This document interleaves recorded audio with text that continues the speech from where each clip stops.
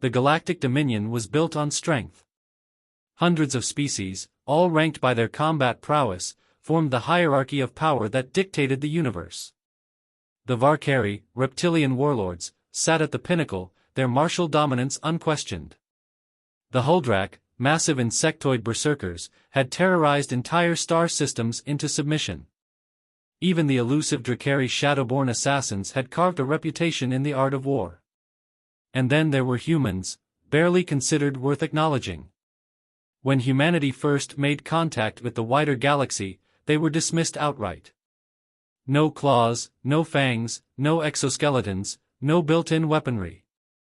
Their strength was laughable compared to the brute force of a Huldrak, their speed nothing against a Drakari, and their physical endurance pitiful in the eyes of a Varkari. The Dominion ranked them at the very bottom of the combat hierarchy. They weren't even classified as a warrior race, just another soft-bodied species that would either submit or be crushed. Humanity, however, had a different idea. It all started on the prison world of Zarkon 9. Located in the Outer Dominion, Zarkon 9 was a place where the galaxy dumped its worst criminals, pirates, traitors, warlords who had fallen from grace. There was no real governance, only the rule of the strongest. Factions of violent species carved out territories, and the weak were simply prey. When the Dominion sentenced 100 human prisoners to Zarkon 9, no one expected them to last more than a few weeks. The ruling warlord of the planet, a monstrous Varkari named Gorvash, was particularly amused. "Humans," he sneered. "Let's see how long their screams last." The first night, the new human arrivals were hunted. A pack of Yk-Theri raiders, six-limbed jackal-like creatures known for their speed and pack tactics, descended upon the humans, expecting an easy kill. They were met with an ambush. Not a desperate, clawing attempt at survival. A coordinated ambush. The Yk-Theri, used to preying on the weak, had never encountered an enemy that planned like this. The humans didn't just fight, they worked as a single unit, setting traps, covering angles, and countering their movements. They weren't the strongest, but they were precise. They weren't the fastest, but they were patient. By dawn, every Yk-Theri in that hunting pack was dead. Word spread. The other prisoners took notice. The humans weren't just surviving, they were expanding. They took over an old fortress, reinforcing it with salvaged Dominion tech. They had no natural weapons, but they compensated with ingenuity, crafting makeshift firearms and melee weapons. They lacked brute strength, but they fought smart, using guerrilla tactics to take down larger, stronger enemies. Then, the real challenge came. Gorvash himself decided to wipe them out, seeing them as an annoyance. The Varkari warlord led an assault, bringing 50 of his best warriors, each of them physically superior to a human in every way. He expected a slaughter. What he got was a war. The humans fought with ruthless efficiency. They didn't engage in honorable duels or brute force brawls. They set traps, bottlenecked enemies into kill zones, and launched coordinated counterattacks. When a Varkari thought he was winning, he'd suddenly find himself surrounded. When an enemy believed they had the upper hand, a hidden sniper would drop them from afar. By the end of the battle, Gorvash was the last of his forces standing. His warriors had been annihilated. Wounded and enraged, he charged toward the human leader, a former soldier named Captain Elias Rourke. "You humans, you fight like cowards," Gorvash roared. Rourke, wiping blood from his brow, smirked. "We fight to win." Then he pulled the trigger. The warlord fell, a single gunshot ending his reign. And with that, the balance of Zarkon 9 shifted forever. The humans weren't just surviving anymore. They were conquering. And the galaxy was about to learn what happened when the weakest species decided to fight back. News of Gorvash's death spread like wildfire across Zarkon 9. The warlord who had ruled for nearly a decade had fallen, not to an uprising of Dominion war criminals, not to a rival faction, but to the so-called weakest species in the galaxy. At first, the other prisoners refused to believe it. Humans? The soft-skinned creatures that had been written off as insignificant? There had to be some mistake. Yet as the days passed, reality set in. The Varkari warband was gone. The humans had taken over Gorvash's fortress. And they were still alive. More than alive. They were organizing. Captain Elias Rourke stood atop the fortress walls, watching as his people transformed their temporary shelter into something more. The battered, rusted walls of the compound were being reinforced with layers of salvaged Dominion alloys. Gun turrets, crudely assembled from broken-down starship weapons, were positioned at key choke points. Snipers patrolled the perimeter, using scavenged rifles to keep a constant watch. Humanity had a foothold. But survival wasn't guaranteed. Not yet. We won the battle, Rourke muttered to himself. But the war is coming. He wasn't wrong. The challenge of the strong.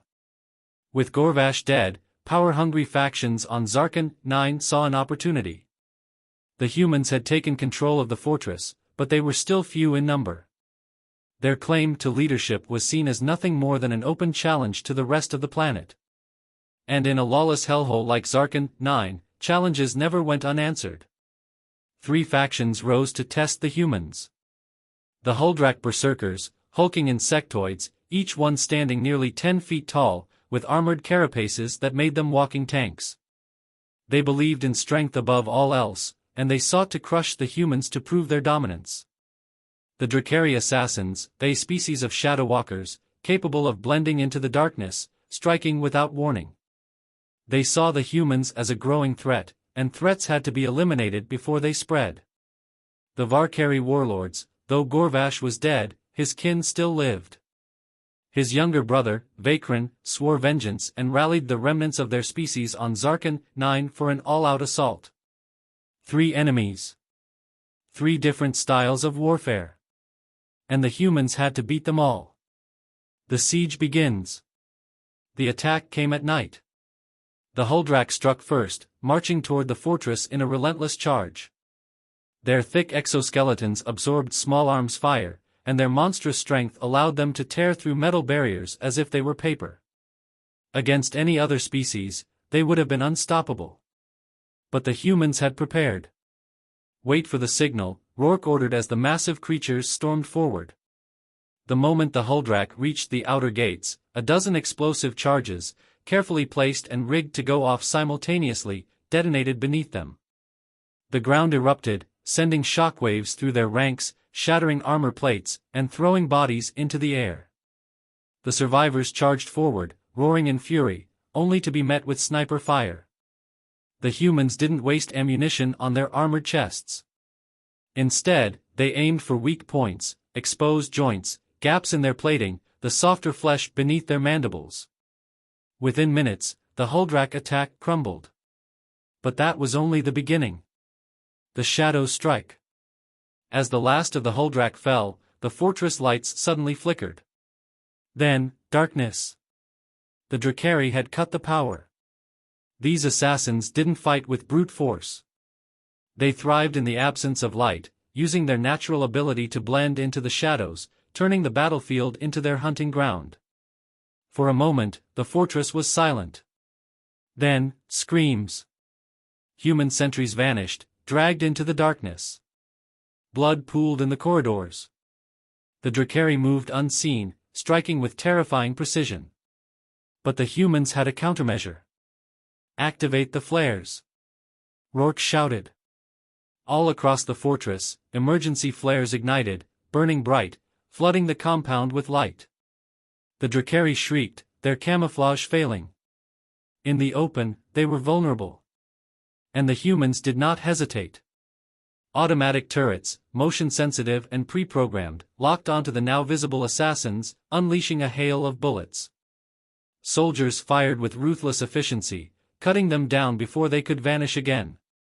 By the time the lights came back on, the Drakari lay in heaps, their perfect ambush shattered. The final test. The Varkari warband arrived at dawn. Unlike the others, they had learned from the mistakes of the Huldrak and the Drakari. Vakrin, Gorvash's brother, led them personally, bringing not just warriors, but a full-scale war machine. Hovering gunships, salvaged Dominion weaponry, and a disciplined army of reptilian soldiers marched toward the fortress. For the first time, Rourke felt a twinge of doubt. The humans had beaten savages and assassins. But this? This was a military force. A full-fledged army. "We're outgunned," one of his officers muttered. Rourke took a deep breath. Then he smiled. "Outgunned?" He gestured toward the battlefield. "We've got the high ground. We've got strategy. And most importantly?" He turned toward his people, the so-called weakest species in the galaxy. "We've got nothing to lose." As the Varkari army advanced, the humans braced for the fight of their lives. But this time, it wouldn't just be survival. This time, humanity would prove why they should never be underestimated. Here's part 3 of your hfy story. Part 3, The Battle of Zarkon, 695 words. The sky above the fortress darkened as the Varkari army advanced. Hovering gunships rumbled through the air, their weapons primed. On the ground, an organized force of heavily armed reptilian warriors marched in lockstep, their armor glinting in the dim light of Zarkon 9's toxic sun. Unlike the brute force Huldrak or the shadowy Drakari, the Varkari brought disciplined military tactics. The humans were outnumbered, outgunned, and surrounded. And they wouldn't have it any other way.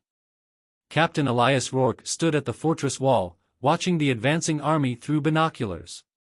His second-in-command, Lieutenant Adrian Cole, stepped up beside him. "We don't have the numbers to hold them off forever," she said. "They've got artillery, air support, and at least 3 times our manpower." Rourke grinned. "Then we don't let them fight on their terms." Phase 1, Breaking Formation. The first wave of the attack began with the gunships. Vakrin, the Varkari warlord, ordered an aerial bombardment to soften the defenses. The fortress walls were tough, but they wouldn't hold against sustained firepower. The moment the first ship lined up its approach, Rourke gave the order. "Hit it." From hidden emplacements, shoulder-mounted rocket launchers, painstakingly salvaged and modified from wrecked Dominion vehicles, blazed to life. The first missile spiraled through the air, striking a gunship dead center. The explosion tore through the hull, sending burning wreckage crashing to the ground. The Varkari staggered. They hadn't expected humans to have anti-air capabilities. The second gunship tried to evade, banking hard to avoid incoming fire, but that only led it straight into an electromagnetic net, another one of humanity's improvised weapons. The net latched onto its engines, overloading the propulsion systems. The aircraft spiraled, then smashed into the battlefield below. The remaining gunships pulled back, hesitant. Vakrin, watching from his command post, snarled. "Enough delays. Advance." The ground troops surged forward. Phase 2, Divide and Eliminate. The Varkari had discipline, but they also had arrogance. They assumed the humans would fight defensively, barricading themselves inside the fortress. Instead, Rourke deployed strike teams to harass their flanks. Small squads of soldiers, armed with precision rifles and explosives, moved through hidden tunnels beneath the fortress, emerging at unexpected angles. They hit the supply lines first, taking out munitions carriers and disrupting the Varkari's forward operating positions. Chaos rippled through the enemy ranks as explosions rocked their backlands. Vakrin roared in frustration. "They fight like cowards." His officers hesitated. "Sir, they fight smart." But the warlord had already decided. "Full assault. Crush them." The Varkari pushed forward in force, committing all their troops to the frontal assault. That was their final mistake. Phase 3, The Kill Zone. As the Varkari crossed the midline of the battlefield, charging toward the fortress gates, the ground beneath them detonated. The humans had laced the approach with hidden explosives, salvaged landmines, pressure-triggered charges, even jury-rigged plasma cells from Dominion tech. The earth erupted, sending shockwaves through the ranks. The once organized army broke apart. And that was when the human snipers began their work. Perched atop the fortress walls, hidden within the ruins, and even camouflaged in the battlefield itself, they picked off key targets with ruthless efficiency. Commanders fell before they could reorganize. Heavy weapons specialists were taken out before they could retaliate. The Valkyrie weren't fighting a conventional army. They were being hunted. The duel of warlords. Amidst the chaos, Vakrin realized the battle was lost. But he refused to flee. Instead, he charged toward the fortress, carving through human defenses with savage fury. His massive war blade, twice the size of a man, cleaved through barricades and soldiers alike. Then he saw Rourke. The human captain stood at the base of the fortress, rifle in hand, waiting. Vakrin grinned. No tricks. No ambush. Just you and me. Rourke tossed aside his rifle, drawing a combat knife. Let's see if you're as tough as your brother. The warlord lunged, swinging his blade with devastating force. Rourke barely dodged, the blade carving into the ground where he had stood a moment earlier. The sheer strength behind the strike sent cracks through the stone. Rourke moved fast. Humans couldn't match a Valkyrie's strength, so he relied on agility. He ducked, rolled, and countered with precision strikes, aiming for weak points in Vakrin's armor. The warlord snarled as a blade slashed across his side. He retaliated with a backhand that sent Rourke sprawling. Blood dripped from the human's mouth, but he grinned. You hit like a drunk Ykatheri. Vakrin roared, raising his sword for the killing blow. And Rourke pulled a grenade pin. The explosive, planted on Vakrin's belt during the scuffle, detonated, engulfing the warlord in flames. He staggered, roaring in agony, before finally collapsing. The last of the Valkyrie forces, seeing their leader fall, broke. They ran. The aftermath. Silence fell over the battlefield. The humans, battered and bloodied, stood victorious. Zarkin 9 had seen many battles, but never one like this. A species once deemed weak had not only survived but had won. As the bodies of their enemies smoldered in the rising sun, Adrian Cole turned to Rourke. What now? Rourke wiped blood from his face and looked toward the sky. Now? He exhaled. Now the galaxy knows what we can do.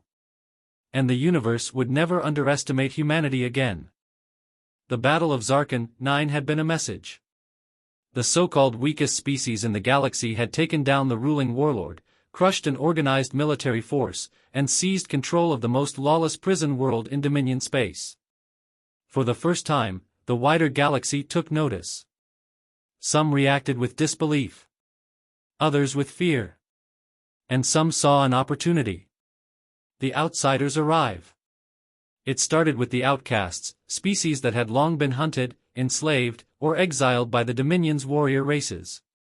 They came in scattered groups, moving cautiously toward the human stronghold.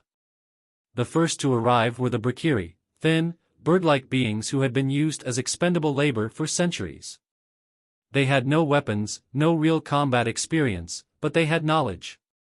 They knew how to break into Dominion communication lines, how to disable security systems, how to forge identities and scramble tracking signals. Then came the Thrvash, hulking, four-armed reptilian brutes who had once rivaled the Valkyrie but had been nearly exterminated in an ancient war. They had nothing left to lose. They sought vengeance. More followed. Every species that had been written off by the Dominion, every being that had been declared too weak, too primitive, or too unworthy to stand among the warrior elite, now looked to humanity as something new. A force that defied the old order. A symbol of rebellion. The offer. At first, Rourke was reluctant. We're not running a refugee camp, he told Cole as they watched another caravan of exiles approach. We're already pushing our limits just keeping ourselves alive. Cole crossed her arms. You said it yourself. We're outgunned and outnumbered. If we want to hold what we've built, we need allies. Rourke watched as the Valkyrie worked on an old Dominion drone, rewiring it with practiced ease. He saw the Thrvash sparring with human fighters, testing each other's strengths and weaknesses. She was right. They didn't just need numbers. They needed skills. So, Rourke made the call. He gathered the leaders of the newly arrived species and laid it out straight. This isn't a charity. You want to stay? You fight. You contribute. You earn your place. To his surprise, not a single one hesitated. Because, for them, this was the first time anyone had given them a choice. The first mission. Now that they had allies, the next step was securing resources. Weapons, medical supplies, food. Zarkon 9 wasn't a paradise, and scavenging would only get them so far. Luckily, Rourke had a plan. A Dominion supply convoy was scheduled to pass through the system. It was lightly guarded, carrying munitions and rations to an outpost on the other side of the sector. A perfect target. The operation was simple: ambush the convoy, take what they needed, and send a message. The humans and their new allies set the trap in a derelict asteroid field. The Brakiri jammed Dominion sensors, making it seem like nothing was amiss. The humans and Thrvash lay in wait, concealed among the wreckage. When the convoy entered the kill zone, they struck. EMP blasts disabled the lead ship's engines. Hidden turrets, salvaged from fallen Dominion gunships, opened fire, crippling the escort craft before they could call for help. Then, the boarding teams moved in. Humans and Thrvash fought side by side, clearing the transport halls with brutal efficiency. The Dominion guards, used to dealing with disorganized pirates, were completely unprepared for a force that fought with coordinated tactics and precision. In less than an hour, the battle was over. They had their supplies. But more importantly, they had left behind a message, broadcasted on an open Dominion channel. The screen flickered to life with Rourke's face. "We're taking back what's ours. You want to call us weak? Fine. Keep believing that. But know this, every time you send a ship into this system, it belongs to us now. You think you rule this galaxy? That's about to change." And with that, the humans and their allies vanished into the asteroid field, leaving the Dominion scrambling for answers. The war begins. The response was immediate. The Dominion could no longer ignore them. What had started as a prison riot had turned into something far more dangerous, an insurgency.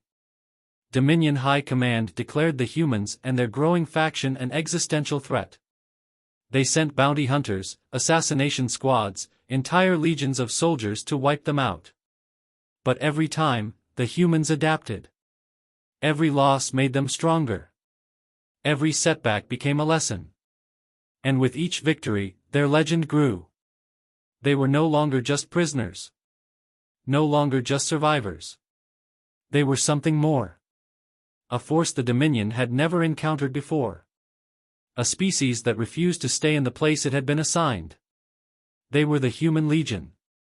And the galaxy was about to learn what happened when humanity fought back.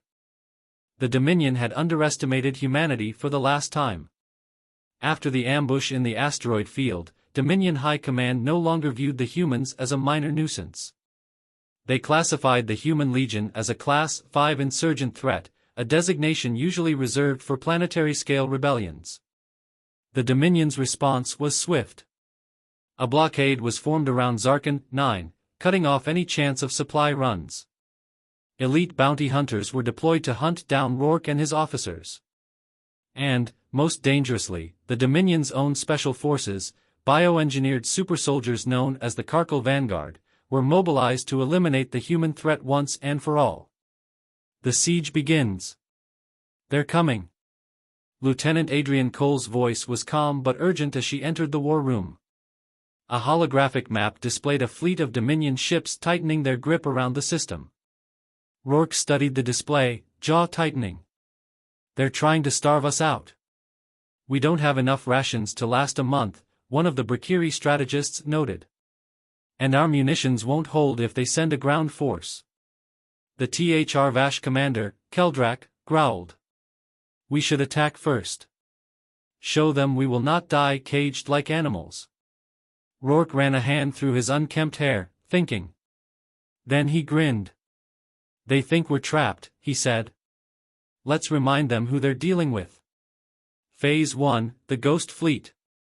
The first move was psychological. Humans had learned one undeniable truth about war: fear was a weapon. Using salvaged Dominion tech, the Brakiri engineers hijacked the enemy's long-range comms. They created false sensor readings, phantom distress signals, and misleading fleet movements. To the Dominion officers watching from their command ships, it appeared that multiple human warships had arrived in the system, far more than the insurgents should have had. Panic spread through the lower-ranking officers. Some captains hesitated to engage, fearing they would be walking into an ambush. Phase 2, Silent Killers. While the Dominion forces hesitated, human strike teams made their move. A squad of hand-picked operatives, humans and hfy working together, used stealth ships to infiltrate the Dominion blockade. They moved in close, attaching explosive charges to key vessels. At the designated signal, the explosives detonated, tearing through fuel lines and munitions holds. 3 Dominion warships exploded in rapid succession. By the time the Dominion realized what had happened, the humans were already gone. Phase 3, the Hammer Falls. With the blockade in chaos, the human fleet emerged. Not massive warships. Not heavily armed battleships. But fast-moving, hit-and-run assault craft, modified scavenger ships equipped with powerful kinetic weaponry. The Dominion fleet had been built for large-scale conflicts against similarly sized opponents. It had never been designed to handle an enemy that refused to fight conventionally. The human fleet struck hard, launching rapid, unpredictable attacks before vanishing back into the debris field. The Dominion fleet tried to adapt, but they were always one step behind. ### the Karkal arrive. Then the Karkal vanguard entered the fray.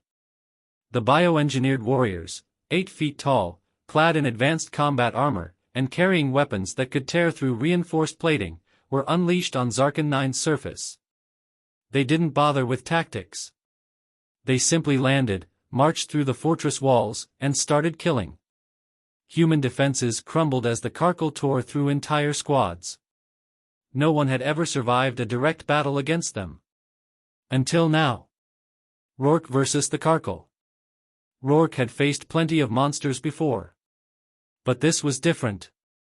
The Karkal commander, a towering behemoth with crimson war paint, stalked toward him, energy blade crackling with barely contained power. "You are weak," the Karkal said, voice distorted through his helmet. "Your kind should not exist." Rourke wiped blood from his mouth. "Funny," he said. "I was just thinking the same about you." The Karkal lunged. Rourke barely dodged, rolling under the massive blade. He countered with a strike from his combat knife, only to watch the blade snap against the Karkal's armor. The warrior grabbed him by the throat and lifted him off the ground. But Rourke wasn't out yet. With his free hand, he pulled a plasma charge from his belt and slammed it into the Karkal's exposed side. The explosion tore through the warrior's body, sending him flying backward. Rourke hit the ground hard, gasping for air. As he staggered to his feet, he saw the Karkal lying in a smoking crater. Dead. For the first time in recorded history, a Karkal had fallen to a human. And the galaxy would never be the same. The aftermath. The remaining Karkal hesitated. For a species bred to believe in absolute superiority, seeing their commander die at human hands was beyond comprehension. The hesitation cost them. The human forces counterattacked, cutting through the remaining Dominion ground troops. Meanwhile, in orbit, the Dominion fleet, routed and disorganized, began to retreat. They had lost. The turning point.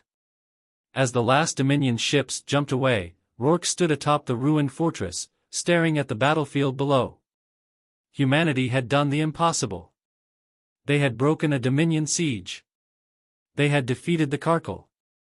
And now, the entire galaxy knew that the most feared warriors weren't the ones bred for war.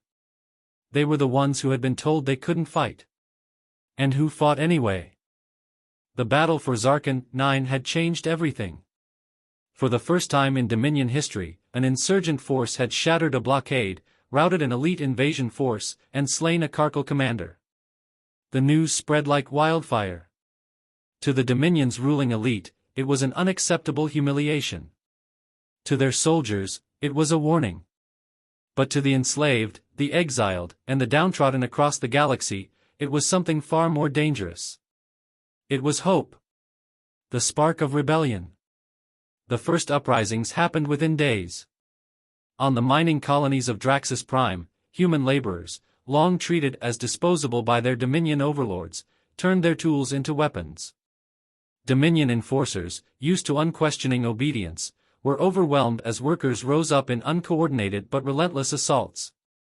On the slave pits of Varkath 7, where humans had been forced to fight for entertainment, entire gladiator pens revolted, overpowering their handlers and taking control of the arena's armory. Even on Dominion homeworlds, the seeds of rebellion took root. Humans who had spent years as second-class citizens suddenly refused to bow. They fought back in the streets, in the factories, in the very halls of the Dominion's core territories. And it wasn't just humans. Inspired by the defiance of the so-called weakest species, other oppressed races rose up as well. Brakiri information networks began sabotaging Dominion communications. Thrvash mercenaries turned on their former employers. Even Dominion citizens, long convinced of human inferiority, started to question the narrative they had been fed for generations. The Dominion had ruled the galaxy for centuries through fear and power. Now, they faced something they had never encountered before. A war they couldn't control. The Council's fury. High Chancellor Exorvas of the Dominion stood before the Dominion War Council, his fists clenched as reports flooded the chamber. "Do you realize what has happened?" he growled. "This is no longer an isolated insurgency. It is a plague. A virus that is spreading across our territory." The assembled warlords shifted uneasily. "The humans must be eradicated before this rebellion spreads any further," Exorvas continued. "If we allow them to gain more ground, it will be our worlds that burn next." The council murmured in agreement, but one warlord hesitated. Lord Akron, commander of the Dominion's 7th Fleet, leaned forward. "Chancellor," he said slowly, "we have thrown everything at them, blockades, assassins, even the Carkle vanguard, and still they rise. The humans do not fight like any enemy we have faced. They do not conquer territory, they do not seek dominion.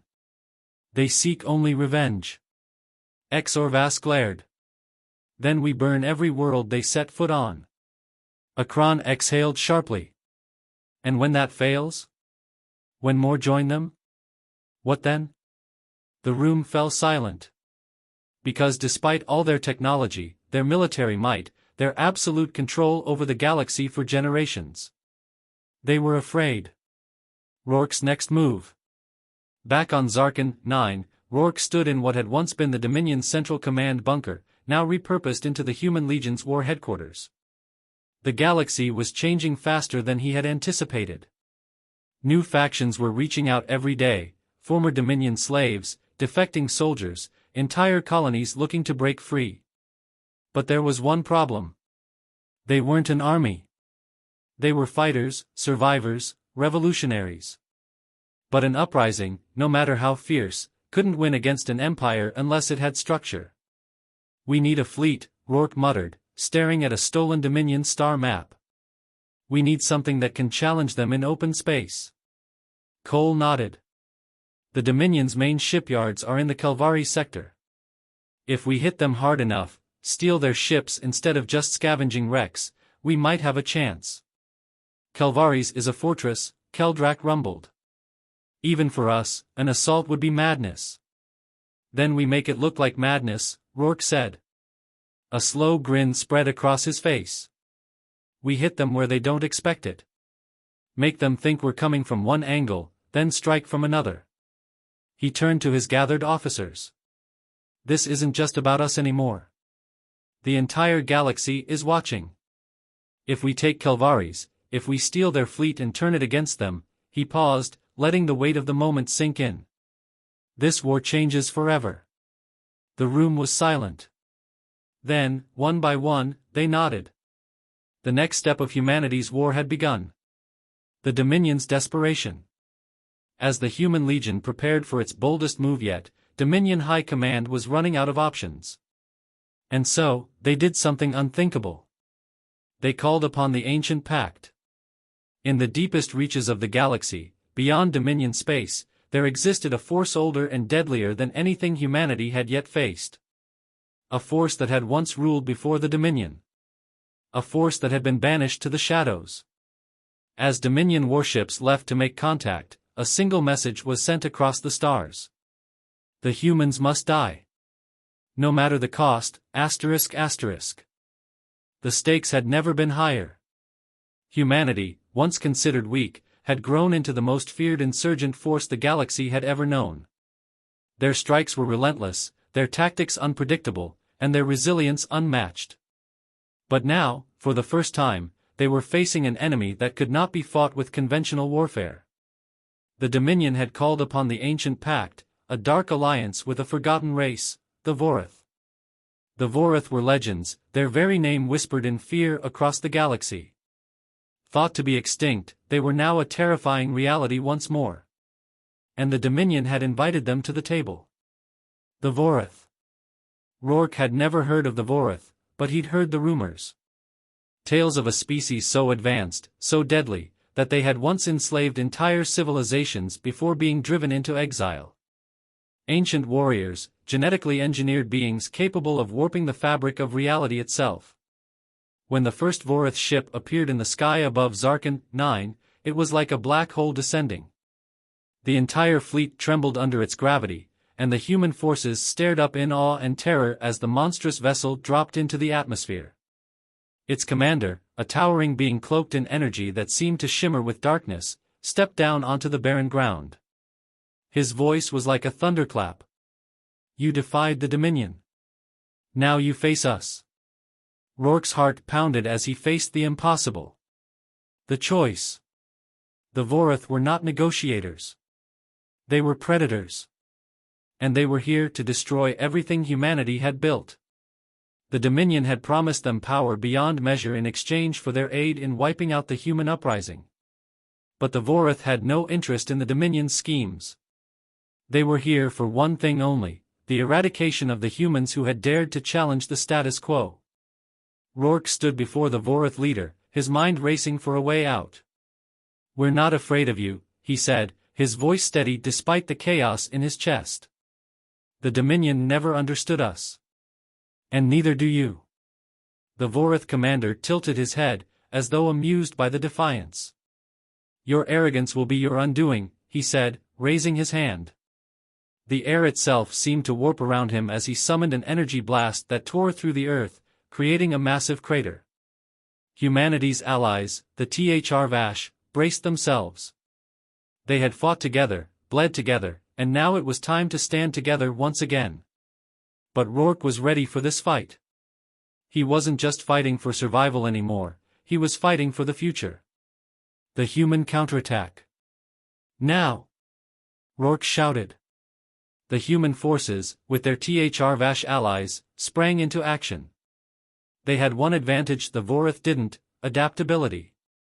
The Vorath relied on their raw power and ancient technology, but humanity fought with ingenuity. The first strike came from the shadows, as Brakiri operatives hacked into the Vorath's advanced systems. The Dominion had assumed the Vorath were invincible, but they had underestimated humanity's knack for turning even the most advanced technology against its creators. Human ships appeared from hidden bases, attacking the Vorath with precision. They knew the Vorath's weaknesses now. They used their speed, their unpredictable tactics, and their guerrilla warfare to outmaneuver the enemy. And as the Vorath's own forces began to buckle, the final blow came. Rourke and Cole led a daring assault directly onto the Vorath's flagship, a massive fortress in the sky. They infiltrated the ship, sabotaging its core systems and using every piece of technology they could salvage to cripple its engines. The Vorath commander confronted Rourke once more, his glowing eyes full of contempt. "You have no idea what you've unleashed," he hissed. Rourke's eyes were unflinching. "I've already seen what you can do. Now, you'll see what humanity can do." In a brutal fight, Rourke fought tooth and nail against the Vorath leader. It was a battle of skill versus raw power, human ingenuity versus ancient rage. In the end, it was the human will that triumphed. With a final, desperate move, Rourke's team destabilized the Voratha's energy core, sending the ship into a catastrophic collapse. The Vorath were defeated. The aftermath. With the fall of the Vorath, the Dominion's power fractured. What had once been an empire built on fear and oppression now crumbled before the tide of rebellion. Humanity's victory over the Vorath and the Dominion's forces was the spark that set the galaxy alight. Across the stars, former Dominion subjects rose up, tearing down the walls of their oppressors. Entire star systems declared independence, and the Human Legion became a symbol of hope, not just for humans but for all races who had been silenced for too long. Rourke stood in the ruins of the Dominion's last stronghold, looking out at the stars. There was still much to be done. There would be more battles to fight, more alliances to build. But humanity had earned its place in the galaxy. They were no longer considered weak. And the galaxy would never forget the day humanity became the most feared warriors in the universe.